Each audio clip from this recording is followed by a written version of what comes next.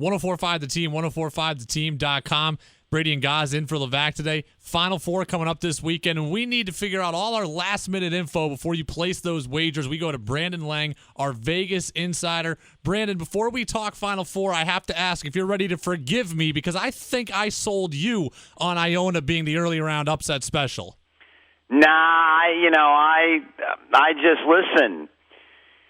They were right there despite everything that went on, and English popped off to somebody and got the tee. They had all the momentum in the world right there, and that's something he's going to have to live with. I think they had cut it to 7 and were getting the ball back. And he walked by the bench and said something to the Iowa State coach and got teed up for it, and then all the momentum in the world. I mean, they had just cut it to 7, had the ball. He missed an open 3. Ball went out of bounds. So they had a shot. I mean, it just hindsight's 20/20. Were they the right side of the game? Probably not. But with that being said, they had a shot, and your superstar imploded and took them out of it. So tough way to go down. But I got my money back going against Iowa State with Virginia and watched the Cavs lock them down. But I gave some back when I came back with Virginia over Syracuse, and still shaking my head over the Cuse's run. So I think we're in for a great Final Four. Well, I'm glad you don't blame me for Iona. How do you see the Final Four shaking down, or at least where's the wise money going? Where's the wise action going? Early money came in on Nova. Line opened up 1. It's up to 2. I've seen a couple 2.5, but it's kind of settled right at 2. The Syracuse North Carolina game really hasn't moved that much. It's been kind of right at 9. That's the game to me that there's a clear cut right side in the Syracuse North Carolina game. Remember, they just met on Leap Day, February 29th, in North Carolina, and Syracuse was not playing as good, even near as good now as they were then. And they were in that game the whole way, boys. 75-70 final. Cuse had the ball down 15 seconds to go. They had a 3 called. I forget who it was, had a chance to shoot the 3, thought he could get to the bucket, came up empty, a couple free throws, 75-70 final. They're right there. Boeheim said it. We're not gonna beat North Carolina going 5 of 20 from 3-point land, but they hung in there with them the whole way. The Achilles heel of North Carolina, knocking down the 3 ball, as well as Syracuse is playing right now. I'm drinking the Kool-Aid, boys. I got an orange slushie right here. Been drinking them all week, getting all this orange in my system because I'm a believer now. I just am. Brandon, I'm a diehard Cuse fan, born and raised in Central New York, and I've watched Syracuse cover against Gonzaga, cover against Virginia, and also win both of those games. I look at college basketball and think, okay, we see a team that covers back-to-back games. Is college basketball the sport where it's most likely for a team to cover again, or is there another sport where you kind of put more into that trend of teams continuing to cover week in week? I think it's the latter, especially in this tournament. It's about matchups. This team kind of reminds me of NC State and Jim Valvano in '83, where they just had these close calls to get to the Final Four, and then, a miracle happened. I don't know if that miracle can happen, but listen, give Jim Boeheim credit. I think Mark Few dropped the ball with Gonzaga late in that game, not having his team ready to break a press. I thought Bennett could have called timeout somewhere in that run when the Cuse hit the 3 to cut it to 12, and then they turned it over on the press. Cuse hit another 3, cut it to 9. I think a timeout right there just to get everybody on the same page. He didn't let play on. They came down, rushed a shot, missed. Cuse hit another bucket. He could have called timeout there. He didn't. They came down, set up their offense, broke the press, set up their offense, took another bad shot. Cuse came down, converted again, and at that point, he finally took his timeout. Poor coaching by Few and Bennett. Give Cuse credit for knocking down jumpers, but this is a matchup that favors Syracuse. I may be wrong here, guys. That first meeting up at Syracuse earlier in the year was tied at the half before Syracuse kind of caught a couple of mini runs in the second half, won that game by 11, but it was a lot closer than you think. And then that game at North Carolina, Roy Williams said it. He said, "I've never been more nervous." The quote is, "I don't think I've ever felt as much stress about a regular season game as I did tonight. I wanted those seniors to win their last home game."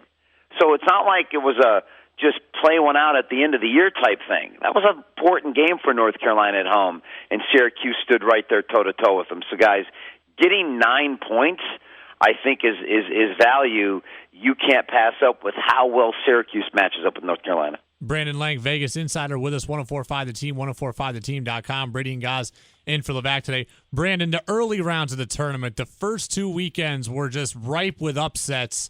Rather, the first weekend, really, ripe with upsets. Does that ever make you regret you doing what you do? Because it's just so unpredictable. I feel like nobody made out well over that weekend. I'll never regret what I do because the wins on big games feel that much better. You know, there's no better feeling in the world other than my child being born than hitting the Super Bowl every year. It's just that great feeling. Listen, the bad beats stick with you a lot longer. You're always, as a gambler, you're always on suicide watch after a bad beat. If you live in a city with a big building, stay away because you just can't figure out how you lost a game that you had won all the way up until there's 1 second to go. And I'm a predominantly an underdog handicapper, so I look for the dogs.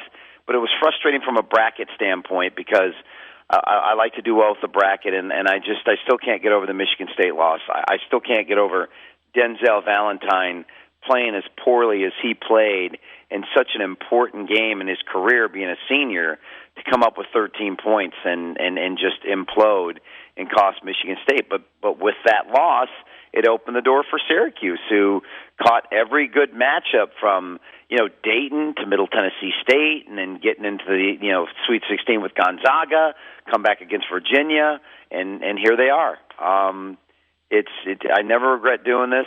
It's just sometimes it can be frustrating. Brandon Lang, Vegas Insider, with us, 104.5 The Team, 104.5theteam.com. See his work at brandonlang.com.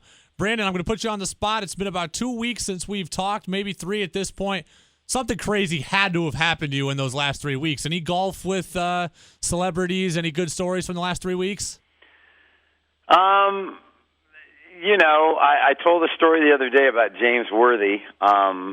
It's a great story from years back when I was trying to make the movie happen, caddying at Riviera. And I had lived in L.A. for 12 years, and I'd played a lot of pickup basketball at the Spectrum. How much time we got? We got as much time as you want. All right, this is a great story. So, best shape of my life, playing pickup basketball at the Spectrum Club, Manhattan Beach. And by the way, if you're in L.A. and you want to see NBA players, you go 3 places. You go Spectrum Club, Manhattan Beach. You go Pauley Pavilion, which they have pickup games all the time on Saturday, all your NBA players rolling through, or the new arena at USC.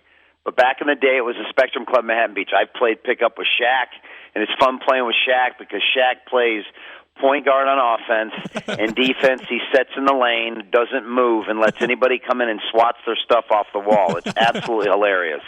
But when he's bringing the ball down, he shoots threes. He never goes inside the paint on the offensive end. He plays at the point. He shoots threes. He dictates it. He's like a really, really big kid. But one guy I got to know really well was Gary Grant, who played at Michigan, played for the Clippers, and G and I became really, really, really good friends. And so he told me a story about when James Worthy got busted calling the escort service in Houston. Do you remember that? Yeah. So he gets busted. He calls one of 3 escort services out of 70 that had a sting operation. So he called 2 escorts. So he goes to jail, gets out at halftime, scores like 20-something in the second half, and the Lakers win. So Gary Grant told me a story that Magic got caught on the phone upstairs with his girlfriend and couldn't get down to the room in time because the second girl was for him, and Worthy gets busted for both of them. Wow. So years later, I'm caddying for Worthy at Riviera. And, when you caddy for celebrities, you never really overpower them the first 3 or 4 holes. You just let your personality kind of marinate and kind of just get a flow going. They can see you know what you're doing, your personality. Then they're like, okay, and their guard starts to come down. On the 5th hole, it's a scramble, and he's waiting to putt. And I come up right behind his ear because then my guy drains the putt in front of him so nobody else has to putt. And as we're getting ready to walk off the green, I go, by the way, I know the second escort in Houston was for Magic. And I start walking out to the fairway. And he goes, whoa, whoa, whoa, whoa, whoa. Where are you going? Get back. I go, no, I got to go for caddy. I'll see you in the fairway. I left him with that for about 3 holes. He would not leave me alone. He goes, where'd you get that intel? I go, from a very reliable source. He goes, that's not the kind of intel that's floating around out there. I said, from a very reliable source. It's about 3 more holes. He goes, you're killing me. I got to know. I got to know right now. I said, your boy in the crosstown rival, Gary Grant. He says, oh, man, of all the people, G. Grant. He goes, and he just looked at me, big smile on his face, and he kind of just shook his head. Never confirmed or denied it, but you could tell by the smile and by the nod of the head that, ladies and gentlemen, is why they call him Magic. He dodged it, getting stuck on the phone. Worthy took the bullet, took the hit for both of them, and at the end of the day, I've met a lot of NBA players, caddy for a lot of celebrities. James Worthy is at the top as far as a class act, the genuineness, the sincerity. But at the end of the day, we looked at each other the rest of the round, and I would look at Worthy and go, hey, that's why they call him Magic. And he goes, that's why they call him Magic. So, great story. Brandon Lang, BrandonLang.com, getting ready for the Final Four and sharing some stories. Brandon, enjoy the Final Four. Enjoy that drama. And then, by the way, you're from L.A., so enjoy the weekend installment of the D'Angelo Russell and Swaggy P drama as well. Absolutely ridiculous. And by the way, for your listeners out there, BrandonLang.com, the one-day all-access pass, so wait till Saturday and get all the Final Four best bets of all my handicappers absolutely free. It's like a $400 value. My way of saying come aboard and see what my guys are doing this weekend. Absolutely perfect. I know I'll be waiting until Saturday because I need all the help I can get. Brandon Lang, thank you. Got it, brother.